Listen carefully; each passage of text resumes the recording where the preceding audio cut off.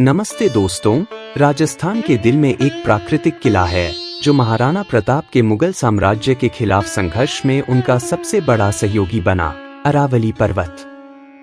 इस एपिसोड में आपका स्वागत है, जहां हम जानेंगे कि कैसे इन प्राचीन पर्वतों ने महाराणा प्रताप की वीरता में अहम भूमिका निभाई।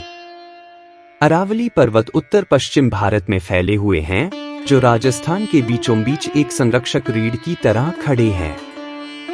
महाराणा प्रताप के लिए ये पहाड़ केवल भूगोल का हिस्सा नहीं थे, बल्कि ये उनके रणनीतिक रक्षा का सबसे बड़ा हथियार थे, मुगल सम्राट अकबर की विशाल सेना के खिलाफ। मेवाड़, महाराणा प्रताप का राज्य, अरावली के रगड इलाके में स्थित था।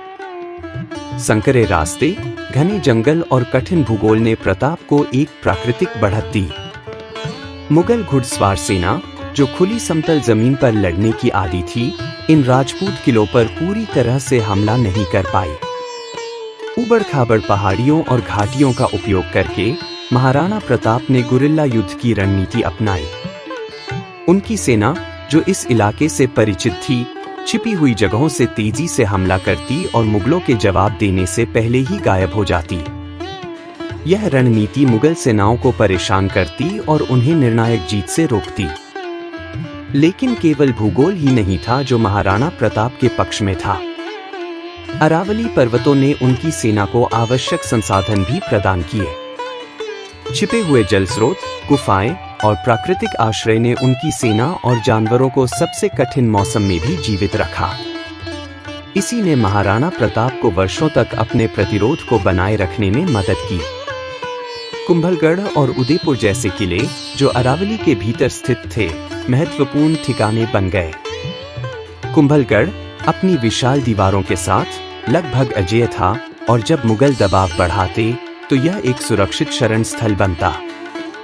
महाराणा प्रताप द्वारा अरावली पर्वतों का कुशल उपयोग उनके भूगोल और सैन्य रणनीति की गहरी समझ को दर्शाता है।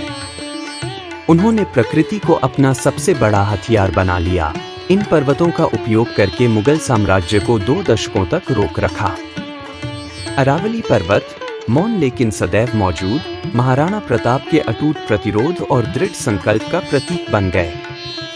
उनकी विरासत इन कठोर पहाड़ियों से जुड़ी हुई यह दर्शाती है कि रणनीतिक सोच और प्राकृतिक रक्षा कितनी महत्वपूर्ण हो सकती है।